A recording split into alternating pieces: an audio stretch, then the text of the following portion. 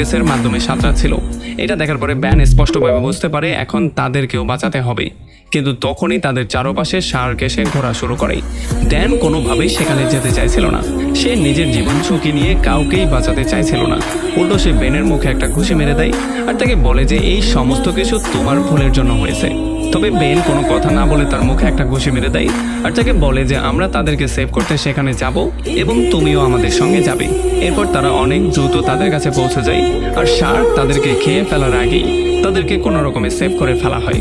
অন্যদিকে প্লেনের যে শেষ অংশ পানির নিচে উল্টে ছিল সেখানে অপেক্ষা করাটা বোকামি ছিল। এই জন্য এয়ার হোস্টেস সেখান থেকে বের হওয়ার সিদ্ধান্ত নেয়। তবে সেই বৃদ্ধ মহিলা এখান থেকে বেরোতে চাইছিল না। সে বলছিল শুধুমাত্র ফিনকে নিয়ে বেরিয়ে চলে যেতে।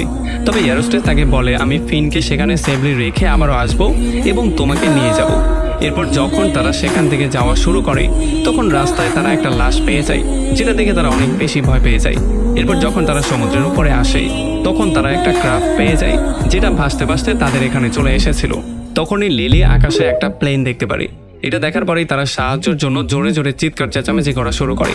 কিন্তু দুর্ভাগ্যবশত প্লেন তাদেরকে দেখতে পারে না, সে এখান থেকে চলে যায়। এই জন্য তারা সবাই অনেক বেশি আপসেট হয়ে যায়।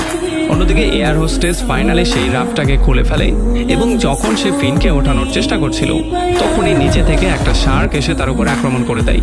তবে সৌভাগ্যবশত শার্ক নিজেদের মধ্যেই মারামারি শুরু করে দেয়।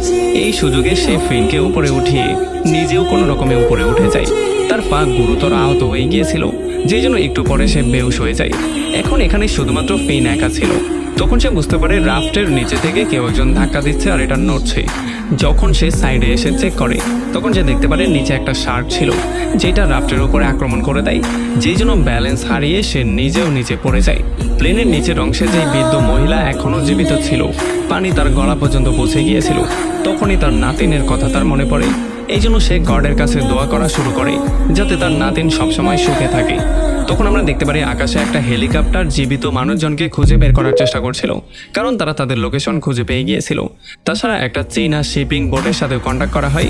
তাদেরকে বলা হয় সাইডেই একটা প্লেন ক্র্যাশ হয়েছে, যত দ্রুত সম্ভব সেই লোকেশনে পৌঁছানোর জন্য। অন্যদিকে ক্রাফটে বসে আমেরিকান প্লেয়ার দেখতে পাচ্ছিল স্যাম বারবার করে লিলির দিকে তাকাচ্ছিল। এই জন্য সে তাকে বলে যে গিয়ে তোমার মনের কথা বলে দাও, কিন্তু স্যাম তাকে স্পষ্ট করে না করে। সে বলে আমাদের টিমের নিয়ম হচ্ছে প্লেয়াররা নিজেদের মধ্যে ডেট করতে পারবে না। কিন্তু আমেরিকান প্লেয়ার হাসতে হাসতে বলে যে এই নিয়মের পালনই কে করে। কোরা এখন বুঝে গিয়েছিল তার ফ্যামিলির কেউই এখন জীবিত নেই। তখন তার বাবার কথা মনে পড়ে যে তার ভাইয়ের দেখাশোনা করার কথা বলেছিল, সে এই জিনিসটা করতে পারেনি। তাছাড়া তার ভাই শুধুমাত্র 7 বছরের একটা বাচ্চা ছিল। এটা শোনার পরে ব্যান তাকে বলে আমার ছেলেও মাত্র